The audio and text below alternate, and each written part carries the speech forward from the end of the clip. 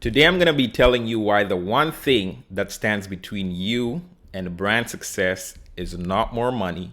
It is not better products or services. It's a story. Stick around because by the end of this video, I'm going to be sharing with you the secret to creating a story so powerful it can take your brand from zero to unforgettable.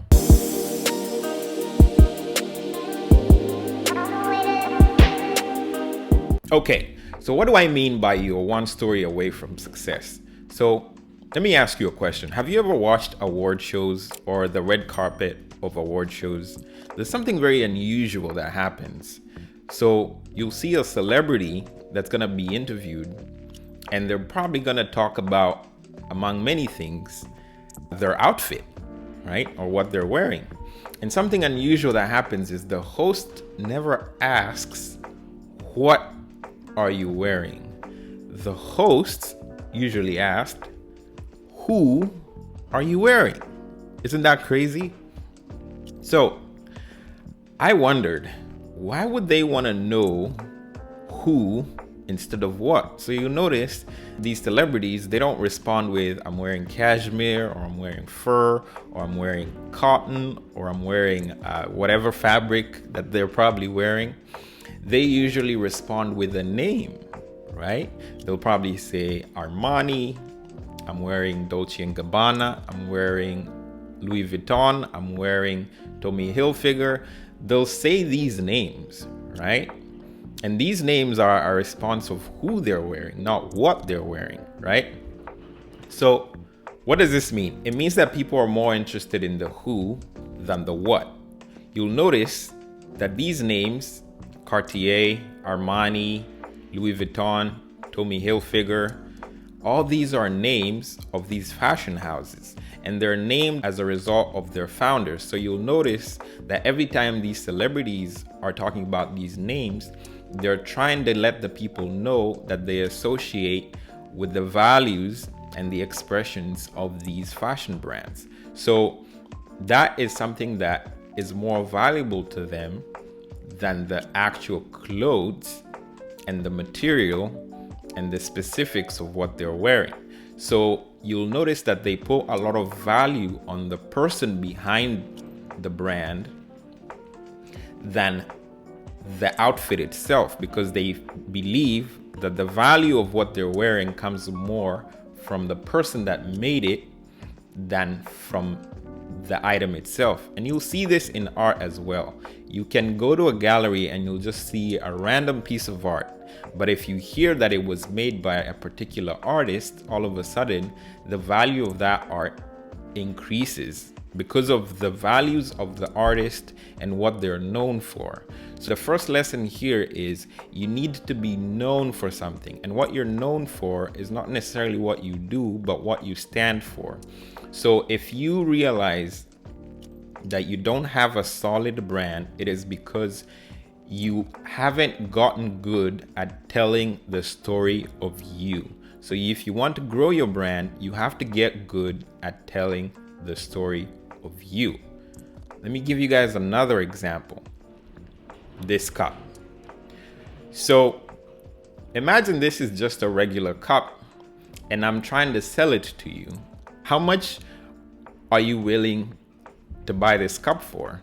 And I've done this example with a lot of my students, and I usually get anywhere from $1 to $5, or sometimes even less. A lot of people will say that the worth of this cup is $1. So let's use $1 as the basis, right, for the value of this cup. Now, if I said to you, so this cup is actually not an ordinary cup. This cup is one of 12 cups that Nelson Mandela used and commissioned for them to be created for 12 of his friends.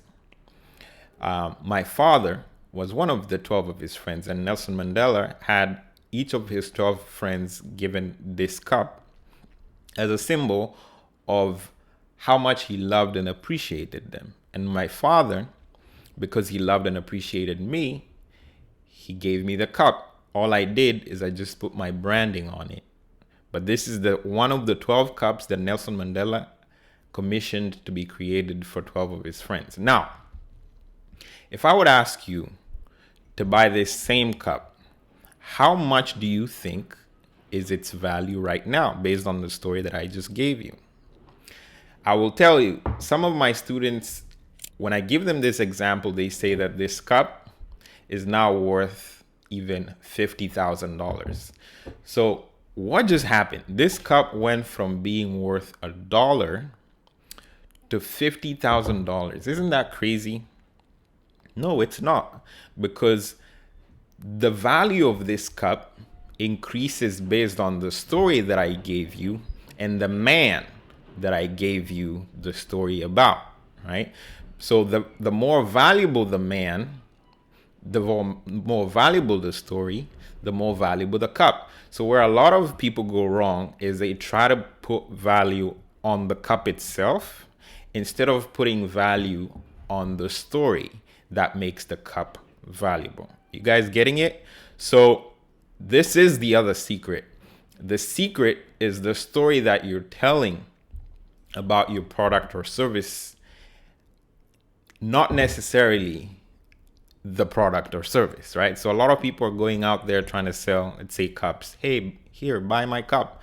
Nobody is gonna pay any amount of money that is more than the intrinsic value of the cup. However, if you want to sell this cup for more than its intrinsic value, you have to tell a better story, okay? Now, let me give you one final example of a brand that you probably have heard of or know. So Patek Philippe is a brand that has existed for over 2 centuries. So Patek Philippe is a watchmaker. It's a luxury watchmaker that it's owned by the same family for all those years. They've never sold it. It's still owned by the same family of Patek and Philippe, right? Now, the reason why this brand is successful is not because of the watches that they make. And they make really good watches, right? Some of their watches go for around $100,000 or even more. And if you think about it, what is a watch used for? To tell time. So does it mean that these watches tell time better than other timepieces? No. So what is giving these watches their value? And what's giving these watches their value is the story that Patek Philippe tells about these watches, right? So people that buy these watches are not necessarily trying to buy a timepiece. They're trying to buy a set of values that they believe in and associate with. One of Patek's biggest slogans is that you never really own a Patek. You pass it down from one generation to another. So their mentality is when you buy a Patek, you don't own it. You're just keeping it so that you can give it to your son, and your son is keeping it so that they can give it to their son. So you can see there's a very huge legacy piece that is baked into this brand based on that story. And it's a story that is authentic because they do it themselves, because the brand has been owned by the sons for generations and generations, right? So that's what makes this story so powerful, and why a lot of people want to buy these watches is because they associate with the values from these brands. So this is your third lesson on how to create an irresistible and powerful story. You have to realize what is your core value. What is the value of you as an individual that compelled you to start this company? And what is the value that you will not sacrifice under all circumstances? Now, your goal is to not only bake that value into all your products and services, but to communicate that value in a compelling way, right? Like Patek Philippe, they are telling their customers, our product is not for you if all you want to do is just have a timepiece. Our product is for somebody who is looking at the bigger picture, someone who knows that they're going to leave a legacy and an inheritance for their children. That is the kind of person we're targeting, because that is who we are, right? So that is the story that they go and tell. And the people that associate with that story are the ones that are willing to pay up to $100,000 for their watches. So for you to be able to take your brand from zero to infinity in terms of how much you can charge, in terms of how much you can ask for, and in terms of how much you can get people to associate and to believe in your products and your services and your brand, you have to have a great story. All right. So let me know if this video was useful to you. If it was, like and subscribe and share, and I will see you guys on the next one.